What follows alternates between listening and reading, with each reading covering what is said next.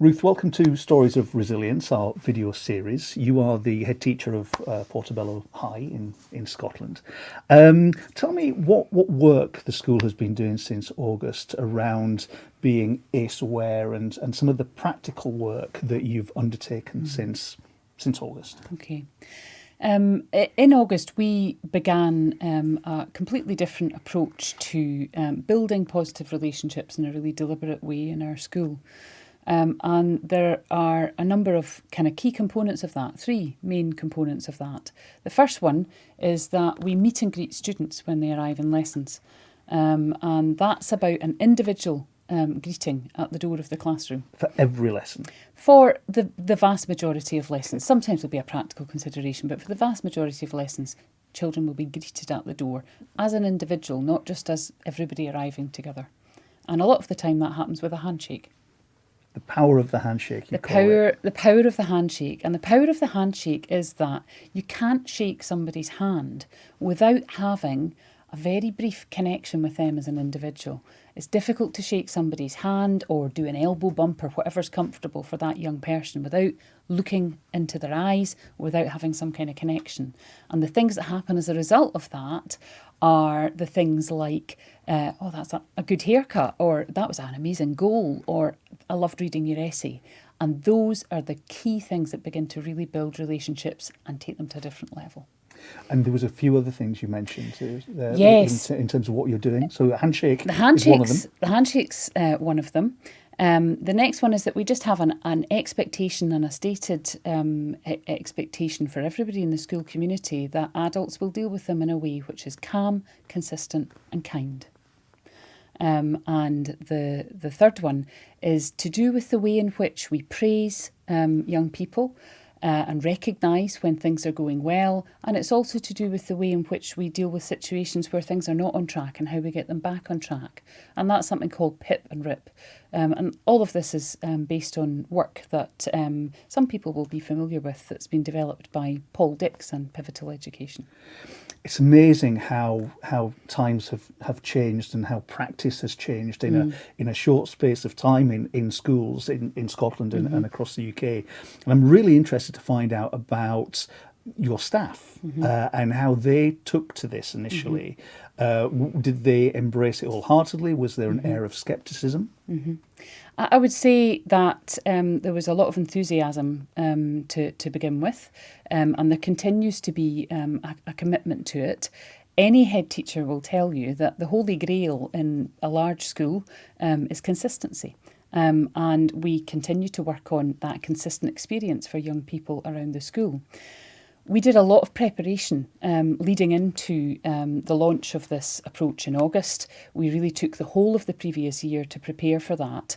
And that was a lot about having conversations, about reflecting on approaches, about looking at these other approaches and what the benefits of those would be. So we really had to build, first of all, people's awareness of why this might be a good thing to do, and then get agreement that this was going to be the right approach for our school. And what tangible results have you seen so far? Well, the day-to-day atmosphere around the school is different. The school is calmer. Learners report that they feel happier in lessons. There's a calmer, more purposeful atmosphere. We have drastically reduced our exclusions, and we've improved attendance as well. And those, for me, are all really powerful indicators that things are going in the right direction and this work is having an impact. Have any of your colleagues from other schools been in touch to say, how are you doing? What's happening? Have you got this magic touch in the school? Are people following what you've adopted? Are they looking at you as a almost a test bed for this type of work? Yes, I think one of the things that we did towards the end of last session was we ran something called the Portobello Learning Festival in partnership with Suzanne Zedek and David Cameron, and that created quite a buzz, and we're just building up to doing the next Portobello Learning Festival just a few days before Gabor Mate is here in Scotland. And on the back of that and some of the publicity that we've had from that, we have had quite a lot of contact from other schools. We've had other schools coming to visit us. And there's a lot of interest in, I think, how this approach has had an impact, particularly in a larger secondary school. We talked earlier about how traumatic it can be for certain young people to visit school and to attend school on a daily basis. Is there a greater understanding of that now amongst teachers? Yes, and I think that's something that we, again, had worked on over the previous probably 2 years before we started this positive relationship. So we really built the staff's awareness of what life was like for some of our young people.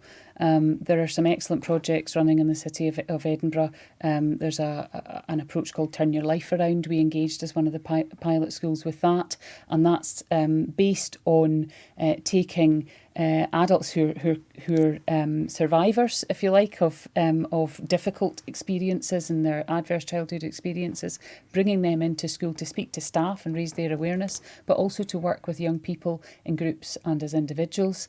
Edinburgh also has a great approach called 1 in 5, which is all about raising awareness of the impact of poverty, but also helping schools to tackle poverty in their own setting and to poverty-proof their schools. So we had already developed quite an awareness of what challenges many of our young people faced within our staff, and there was an appetite as a result of that for some practical approaches in school which allowed staff to respond to those needs. Do you think it's possible to improve attainment without paying attention to how emotionally safe a school feels? I think some people may try to do that, but I think it's not possible to do it in a way that's sustainable, and it's not possible to do it in a way that's healthy. And I think when we're thinking about attainment in schools in Scotland, we've got to be really, really careful about the levels of pressure and stress that are created for young people, especially.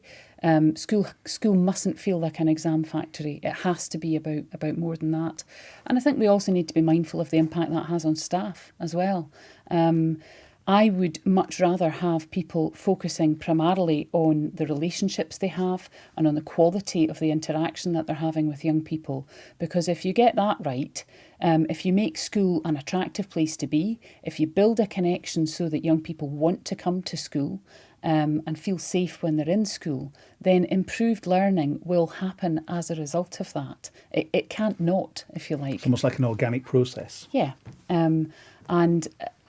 I think that it's very important that we, of course, we want to close the attainment gap. And of course, we need to have a focus on the fact that there are groups within our society who are disproportionately disadvantaged by their circumstances. Of course, we should be thinking about that, but we need to do it in the right way. If we focus too narrowly on just driving up exam results, then we're not going to see the change that we're looking for.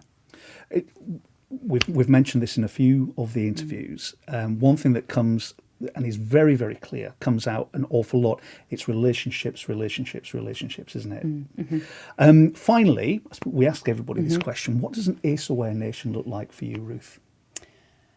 I think an ACE-aware nation looks like a country who are standing together for all of their citizens, who are taking steps at every different level to make a difference. And in a school setting, that can be something as simple as teachers who've become aware that the approaches they take have a big impact. So a simple practical step, thinking about how we arrange seating in classrooms. For a young person who's constantly on red alert, being asked to sit in the front row where the teacher can keep an eye on him is actually likely to be counterproductive, because if he can't see what's happening behind him, he's going to be even more on edge. If he's allowed to choose where to sit, he may very well choose to go towards the back of the room where he's got a view of what's happening and feel much safer as a result. That's on a kind of micro level. On a bigger level, on a national scale, I think we're seeing all sorts of positive developments. I think there's a lot of commitment at every level, and it's now about generating it's now about focusing on all the action that's happening as a result of the raised awareness, because I think there's been some criticism about, well, awareness is fine, but so what? What are we going to do as a result of this? And I think that action follows awareness. People start to do things. They start to make changes to their practice once they know about the impact of ACEs. So awareness for you is critical. Absolutely. Awareness has to come first, because if you don't understand the science, if you don't understand the root causes, then you can't make the connection with the reactions that you see from young people. And you can't make the connections into, if I do it this way, it might be different. So one very much has to follow from the other. I think there'll be lots of positive developments in terms of policy at national level, but I think the strength of the ACEs movement is its grassroots nature. And once people have that awareness, they begin to think differently, they begin to act. And I think, we will see 1,000 flowers bloom. And we like to think of ourselves sometimes in Scotland with that kind of Braveheart kind of idea. And I think when we move towards becoming truly ACE aware, what we will see is brave hearts everywhere. And I think the courage to be able to act on the information that we've now got is really building, and it's really exciting. Ruth, an absolutely inspirational story. More power to your elbow for you and your team at Portobello High. And it's a team effort, definitely. And look forward to hearing more about it. And good luck with the Portobello Learning Festival that's coming up soon as well. Thank you for your time. Thank you.